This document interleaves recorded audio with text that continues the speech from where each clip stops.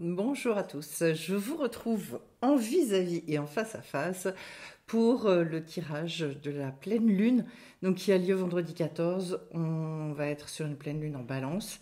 Alors on va retrouver la carte de la justice justement dans le tirage, pleine lune d'équilibre, et puis on va essayer de voir un petit peu en quoi c'est donc relié également à la fête de Pourim, puisque Pourim a lieu le ça fait, alors j'ai le mois en hébreu 14 Adar, mais 14 aussi Mars, voilà. Alors je vais commencer par les lettres hébraïques. Et donc les deux lettres que j'ai tirées, c'est Aleph et Lamed. Et donc en fait, et même le grand Aleph. Le Aleph, ça va symboliser une unité totale, c'est la première lettre, la numéro un. Donc en fait quelque chose qui nous parle de l'amour de la vie, d'une espèce d'acceptation à des degrés extrêmement élevés. On pense souvent qu'on a accepté les choses, en fait pas du tout. Et donc, voilà, d'être dans un grand oui, oui, oui, avec le fait de se dire aussi que donc tout est juste. Enfin, c'est quelque chose d'assez important. Ça va également, c'est en lien avec l'élément air, donc ça va beaucoup parler de respiration des poumons, de retrouver une espèce de souffle nouveau. Dans le un, en fait, dans cette unité, qu'on a énormément de mal à vivre dans ce monde, hein, puisque c'est le monde de la dualité, mais on doit tendre vers ça, aller rechercher ça. Alors ce qui est intéressant, c'est la complémentarité avec la lettre Lamed, et que cette lettre-là nous parle, alors c'est le cœur, c'est le lève, mais là je vais le prendre puisque cette lettre, elle est aussi en lien, elle a un petit peu la même forme que ce qu'on appelle le psoas, et qu'on nomme également le muscle de l'âme. Et que l'Amed, c'est également le fait d'être dans l'apprentissage. Et donc en fait, se muscler, se renforcer finalement pour vivre cette unité, se renforcer pour trouver du sens aux choses, se renforcer pour, je dirais, retrouver un enthousiasme, retrouver aussi au travers du Lamed, eh bien, à savoir qu'on va pouvoir utiliser dans notre vie, qu'on va pouvoir comment qui va pouvoir, je dirais, nous donner des bases, nous rasséréner, nous donner toute la vitalité finalement pour qu'on puisse avancer sans trop d'efforts, sans se sentir qu'on s'épuise, etc. On va aller dans le détail un petit peu des choses et je vais commencer par le Keter. Alors au niveau du Keter, c'est intéressant parce que j'ai l'ermite et la sagesse. Voilà. Sachant que l'ermite, on est typiquement dans la carte qui, bon, d'abord nous parle de quelque chose qui se clôture. Alors c'est un bon moment pour se dire qu'est-ce que j'ai envie de laisser derrière moi. Et de repartir avec bah, justement cette sagesse intégrée due à toutes les expériences qu'on a pu faire dans la vie. Comment est-ce que je vais pouvoir maintenant, fort de tout ce que j'ai compris, de tout ce que j'ai acquis, de tout ce que j'ai intégré, de toutes mes libérations, de tout ça. Alors on va y revenir avec le niveau du Hod, parce que ça va être intéressant de constater en fait, donc le Hod c'est la reconnaissance. Je crois, et puis vu où j'ai la carte de la justice, qu'il y a un bilan extrêmement positif à travailler. Voilà. Pour apprendre en fait à regarder les choses d'une certaine manière et de voir tout ce qui a déjà été acquis, qui est absolument phénoménal. Donc c'est l'occasion, de toute façon Pourim c'est vraiment la fête où on doit être joyeux, hein, on doit même boire, et boire je dirais beaucoup plus qu'à l'accoutumée. Puisqu'il est dit jusqu'à se sentir un peu sous, voilà, ou voire un peu beaucoup. Et donc en fait, c'est quoi? C'est un niveau de conscience où finalement on arrive effectivement à regarder tout sous un aspect extraordinairement positif. C'est une sagesse en soi, et que si on arrive à le faire, je dirais à clôturer quelque chose à ce niveau-là, à l'image de l'ermite, ça veut dire waouh, je suis capable de repartir derrière et de repartir avec cette conscience profonde de qui je suis devenue par rapport à qui j'ai été, et de conserver finalement un contentement énorme de tout ça. Alors au niveau de la Rochma, c'est-à-dire la sagesse révélée, eh bien je vais avoir la roue et le chariot. Voilà, les deux cartes. Et donc, ça nous dit une chose, avec le fait d'avoir le chariot et la roue à cet endroit-là, de comprendre qu'en fait, toute la sagesse, tout ce qu'on acquiert, c'est là pour nous faire avancer. D'ailleurs, mais je veux dire avancer dans la matière et dans le concret. L'ermite, c'est le personnage qui, dans les vraies cartes du tarot, je dirais, le tarot traditionnel de Marseille, eh bien, en fait, il se remet en chemin. Et donc, peut-être que se dire dans tous les endroits de ma vie où il y a eu de l'immobilité, eh bien, que cette sagesse, maintenant, j'arrive à trouver le moyen de la mettre en œuvre de façon extrêmement concrète. Ce qui est quand même un très grand... j'allais dire c'est une très grande sagesse, oui. Ça veut dire quoi? Ça veut dire que je vais pouvoir appliquer les choses et quand je vais avoir des idées, je vais passer au cap suivant qui est le fait d'agir et cette fois-ci avec mes mains. Voilà. Alors peut-être pour certains ce sera la définition de certains projets, peut-être ce sera d'apprendre à commencer à mettre en œuvre doucement mais sûrement, petit à petit, et de voir grandir finalement et se mettre dans la matière leurs rêves. Pourquoi? Parce que le chariot, donc, c'est une sublimation de la dualité. Voilà, avec les deux chevaux des deux couleurs opposées, et que on retrouve sa royauté personnelle. Donc voilà, je vous invite pour ceux qui n'auraient pas vu toutes les vidéos que j'ai faites sur le compte de Rabbi Nachman, des fils échangés. Et puis la notion de roue, ça veut dire qu'il y a quelque chose à faire avancer, il y a quelque chose, et c'est le temps, c'est le moment.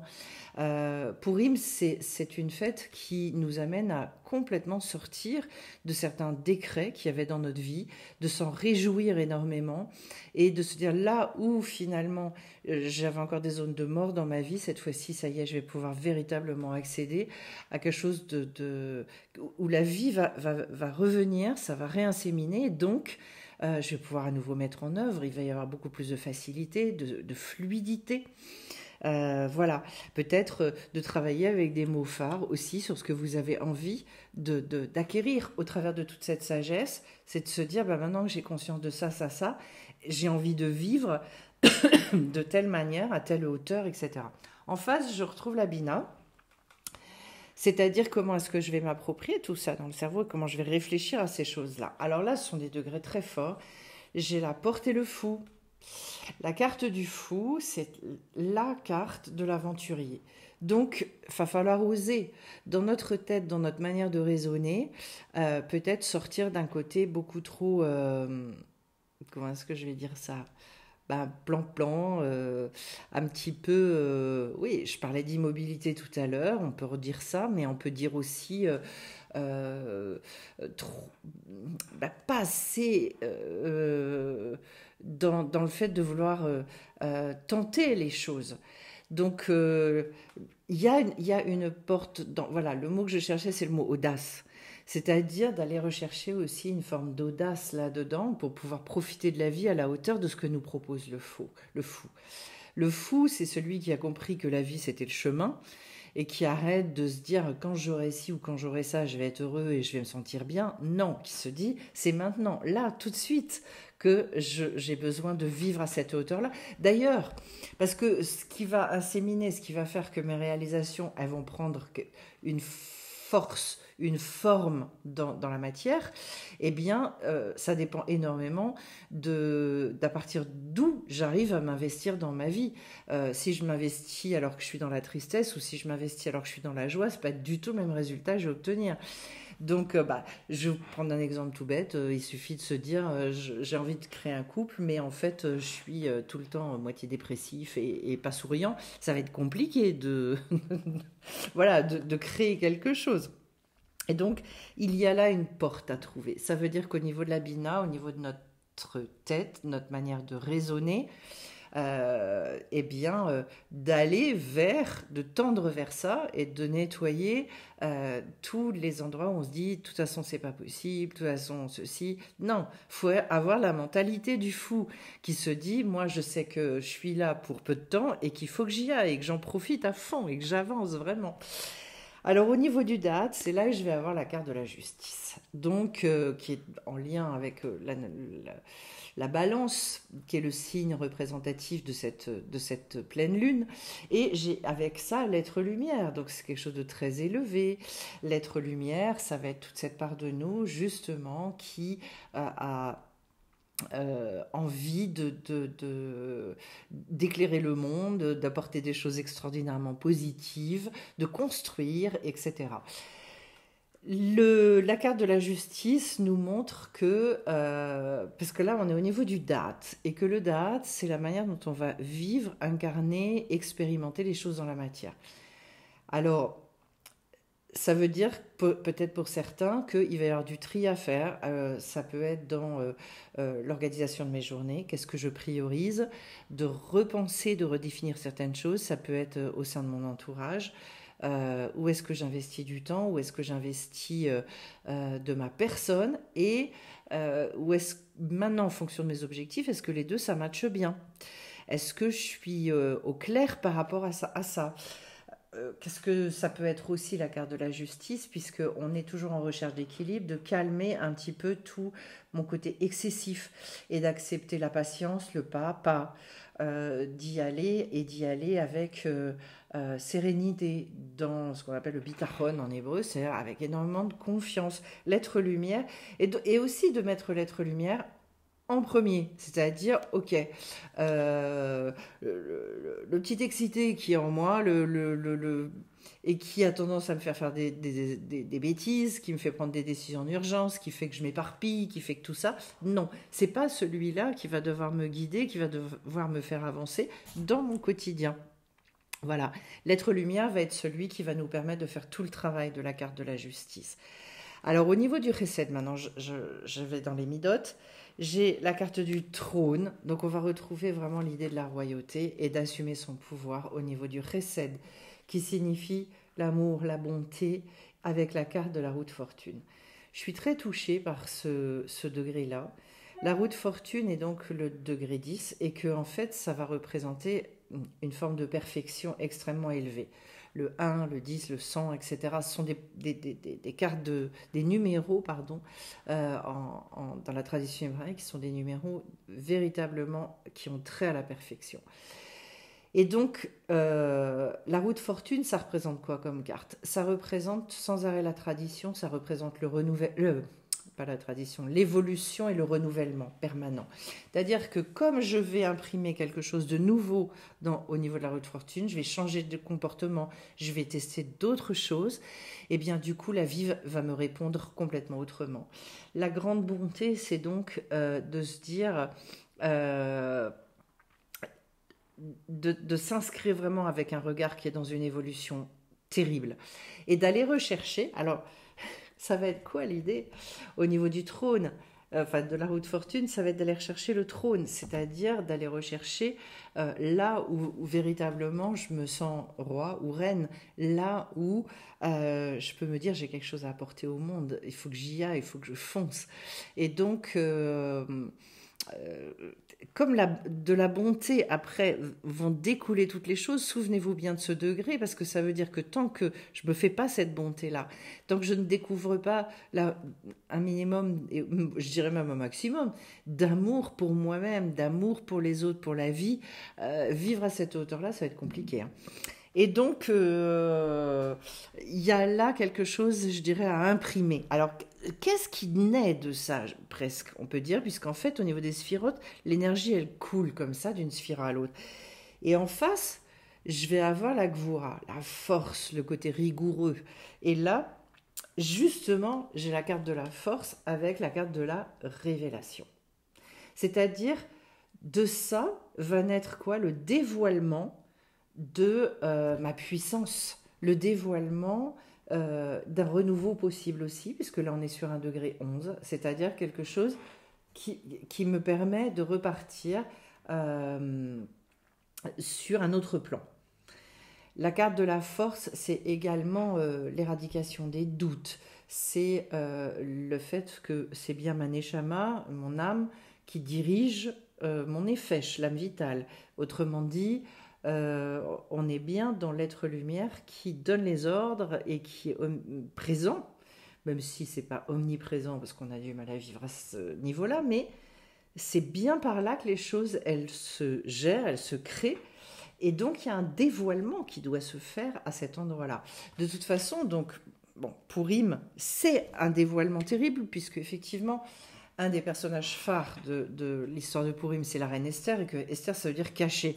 Et que tout l'objet de Pourim, c'est justement d'aller dévoiler ça. Donc, dévoiler votre puissance, dévoiler votre lumière, dévoiler. Il y a là, et de se réjouir énormément de ça. Si on ne le vit pas dans la joie, c'est compliqué que le voile se soulève.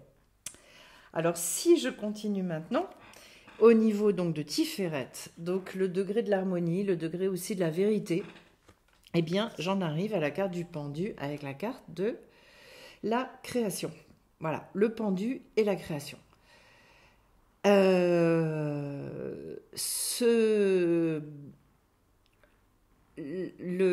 qui me vient, c'est qu'en fait, notre vérité, elle se trouve aussi beaucoup dans le fait d'aller rechercher, alors d'une part, de renverser complètement le regard. On a parlé beaucoup du principe d'inversion dans le conte des fils échangés. Mais en fait, ce principe d'inversion, il va se retrouver sur beaucoup d'items dans notre vie parce qu'on a été élevé avec un certain nombre de croyances, d'habitudes qui en fait sont pas bons du tout. Et que très souvent, en fait, la vie, elle nous renverse, elle nous demande de nous mettre dans cette posture-là.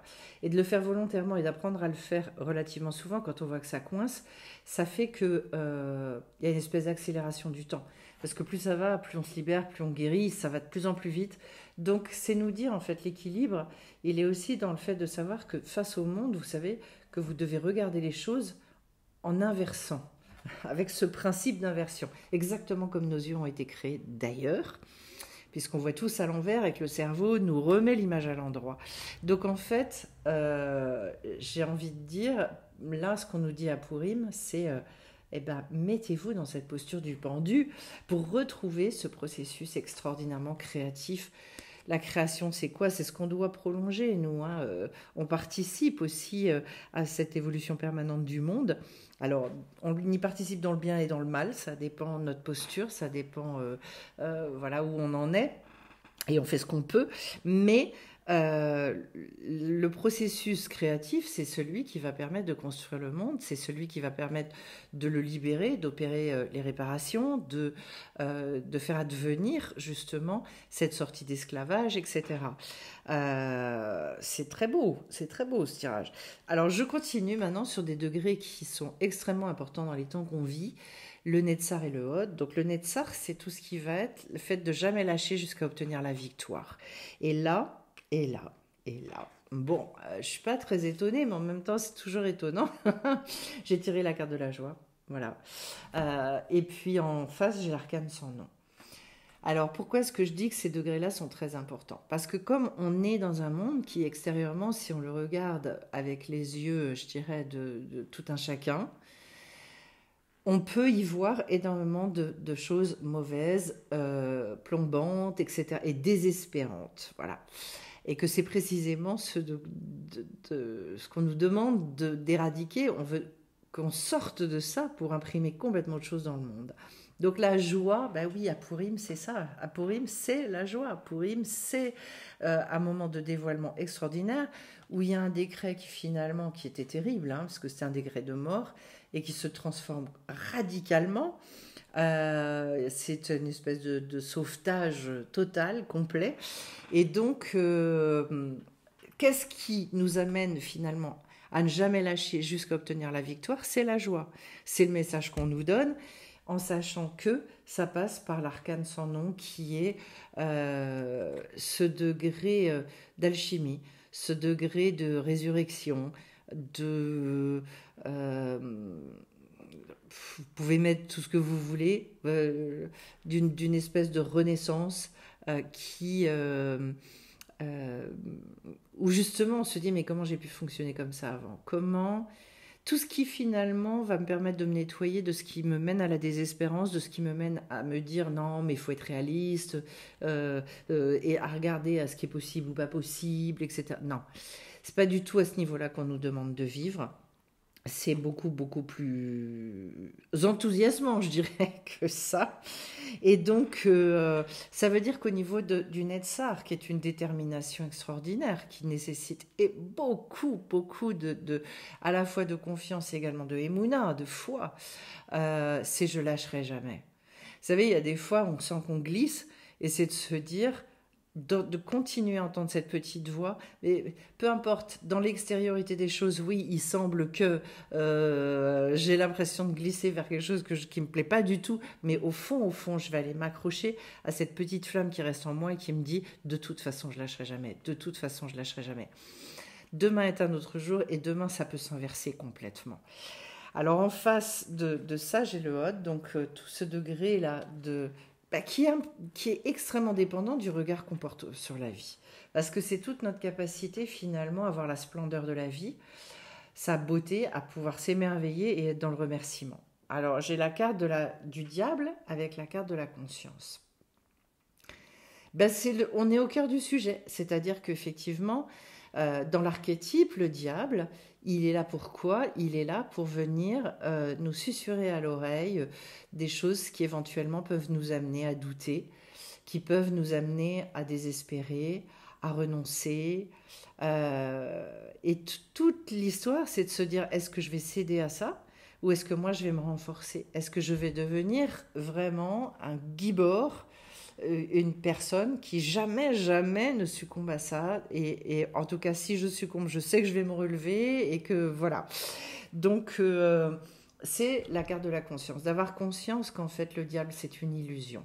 Il vient nous proposer des choses, il nous montre, il nous fait entendre. Et en fait, c'est petit à petit de devenir, je dirais, hermétique, aveugle, sourd à toutes ces choses-là. Parce qu'en fait, c'est pas c'est pas la vie qui nous montre le diable. Ça n'a rien à voir avec ça. Je dirais justement, c'est celui qui est là pour nous faire renoncer à la vie. C'est celui qui est là pour nous faire renoncer à cette lumière en disant, mais non, mais regarde ce qui se passe autour de toi. Tu t'inventes des choses. Voilà, non, on ne s'invente rien, mes aspirations, elles sont bel et bien réelles, et finalement elles sont beaucoup plus réelles que plein de choses dites réelles, voilà. Alors, ensuite on va vers le Yesod, et le Yesod c'est la grande prêtresse avec l'anneau. Les 2 degrés, en fait, puisque j'ai la grande prêtresse, puis je finis la Malroute avec le hiérophant. Donc, on a finalement la version féminine au début, la papesse, et puis après, j'ai le pape. Et que l'anneau, c'est toute la notion d'alliance. Donc, le fondement de tout, c'est de savoir qu'effectivement, si je me positionne en tant que papesse dans ma vie, c'est-à-dire d'avoir conscience de ma valeur intrinsèque, dont je n'ai absolument pas à m'enorgueillir, ça n'a rien à voir avec ça, mais tout simplement mon identité fait que je dois me comporter finalement comme cette papesse. Et je dois comprendre aussi que j'ai une place dans ce monde, j'ai des choses à exprimer qui doivent être écoutées, respectées. Comment est-ce que je peux vous dire ça? J'essaie de trouver les mots. Si je me positionne dans cette alliance-là, et si je sais qu'effectivement je suis enfant d'un créateur, alors à ce moment-là, ça c'est la base de tout. C'est pour ça que Rabbi Nachman il dit, même dans les moments où vraiment c'est difficile, s'il ne reste plus qu'une seule chose dont on arrive à se réjouir dans la vie, ça doit être celle-là. Parce qu'au bout du compte, en fait, ça c'est quelque chose que jamais personne ne pourra me prendre. Donc jusqu'au bout, rien que de méditer là-dessus, c'est pour me redresser. Là où j'ai tendance à courber les chines quand je sens que c'est trop lourd et que c'est trop difficile, je réfléchis à ça. De toute façon, même pas en rêve, on me laissera chuter, même pas en rêve, puisque de toute façon, tout ce qu'on vit et ce qui est difficile, c'est là pour nous faire devenir forts, c'est pas du tout pour nous abattre. Voilà. Donc se souvenir de l'alliance, se souvenir de ce côté papesse en chacun d'entre nous, en sachant que la papesse, c'est celle qui est en période de gestation. C'est celle qui va réfléchir aussi à tous ces objectifs. Donc ça veut dire aussi, à ce degré-là, souviens-toi de tes objectifs. Raccroche-toi à ce pourquoi tu es venu dans ce monde et dis-toi de toute façon, je ne lâcherai jamais. Voilà. Parce que ça, ce sont des objectifs qui impriment des choses au niveau d'une vie éternelle, des choses qui dépassent complètement notre passage ici sur Terre, qui est finalement de très courte durée. Voilà. Si je vais maintenant vers la Malchoute. Alors la Malchoute, j'ai la carte du Hiérophant, donc le pape, ce que je vous disais, avec la carte du logis. Et donc, alors c'est intéressant. Parce qu'en fait, cette carte du logis, c'est donc la maison. De faire de notre royaume, finalement, notre maison, l'endroit où on sait qu'on est en reliance permanente, où on connaît notre identité et où finalement on vit en tant que roi. Bon, c'est tout l'aspect du Shabbat aussi, hein, cette chose-là. Et j'ai envie de dire, c'est au-delà seulement de notre maison, c'est-à-dire que notre maison, c'est quoi? C'est partout où on est à notre place. C'est partout où finalement on a cette place-là à prendre. Donc en fait, je dirais, le monde est quelque part, en tout cas là où on se trouve, eh bien oui, on a un rôle à jouer et qu'il y a ce côté pape, c'est-à-dire celui qui va systématiquement relier tout ce qui se passe dans le monde au côté spirituel. Alors, ça me fait penser aussi au Aleph qu'on a eu au départ. Pourquoi ? Parce que pour ceux qui sont un peu hébraïsants, qui connaissent un tout petit peu l'alphabet, en fait, on a le Vav ici avec 2 Yud, et qu'en fait, ça symbolise justement la rakia au milieu, c'est-à-dire la séparation qui a eu lieu, mais qui sert de miroir entre le haut et le bas. Et donc, en fait, de comprendre aussi que tout ce qu'on sent en nous, eh bien, c'est quelque chose qu'on est prêt à mettre dans la matière. Il y a un miroir à créer. Si je commence à le vivre et à le ressentir en moi, ça veut dire que je suis sur le chemin pour le faire advenir dans la matière, pour le réaliser et le voir apparaître, en fait. Voilà, c'est ça, c'est vraiment le mot, le voir apparaître. Donc j'ai envie de vous dire que globalement, le tirage, il nous parle de quoi au niveau de Purim? Beaucoup de dévoiler tout ce qui est caché. Et de se dire, c'est pas parce que vous voyez rien, c'est pas parce que vous comprenez pas par où ça va passer, c'est pas parce que tout ça...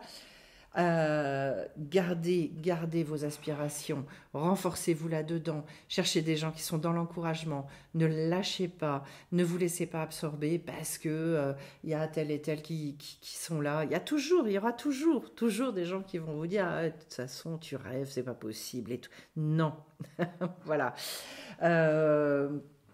Sachant que, encore une fois, c'est du pas à pas. Hein. Souvenez-vous que dans le date, on avait la carte de la justice et que c'est vraiment tout dans l'équilibre, tout dans la subtilité, sans chercher à tout le temps forcer les choses et vouloir que ce soit comme ci ou que ce soit comme ça. Si on nous fait passer par tel ou tel chemin, c'est que c'est par ce chemin-là que ça doit passer. Et que plus on va être dans ce regard ouvert, plus on va avoir cette stature-là du pendu, et plus on va comprendre les messages de la vie qui sont des messages inversés également. Voilà ce que je pouvais vous dire pour cette pleine lune qui a donc lieu le jour de Purim, donc qui est un grand jour de joie, un énorme soulagement. C'est une fête extraordinairement puissante. Dans la tradition hébraïque, il est dit que cette fête, on continuera à la fêter même après la délivrance, c'est pour vous dire. Elle est, je ne vais pas rentrer dans tous les détails, mais j'avais fait un Zoom, une rencontre mercredi dernier. Franchement, accrochez-vous à ça, accrochez-vous à cette énergie. Si vous avez la possibilité d'en profiter et de marquer un peu le coup, faites-le véritablement, parce qu'il y a plein de choses à vivre dans cette fête, et notamment en termes de délivrance, pour exploser vraiment certaines limites, telles qu'on l'a expliqué dans le tirage. Et c'est tout ce que je vais vous souhaiter. Je précise donc que à partir de mercredi prochain, donc 19 avril, il va y avoir ce coaching auquel je tiens énormément sur le fait de sortir de la sensation d'être toujours débiteur de l'autre et de penser qu'on doit des choses aux autres et donc de sortir d'une forme d'esclavage, d'emprise par rapport à ça et de comprendre qu'on ne doit rien à personne. Voilà. Et pour tous ceux qui ne l'auraient pas vu, je vous invite à aller voir la vidéo qui a été faite sur le sujet et qui nous parle de Paul-Claude Récamier aussi, donc psychanalyste extrêmement puissant, de un petit peu Rabbi Nachman. On va aller beaucoup plus loin après pour travailler ça aussi dans vos vies particulières. Donc je nous souhaite nombreux dans cette rencontre. Vous avez un lien de toute façon sur les activités de Séphiroth et compagnie sous la vidéo. Merci pour vos likes, merci pour vos commentaires et puis on se retrouve bien vite sur la chaîne. Bye bye à tous.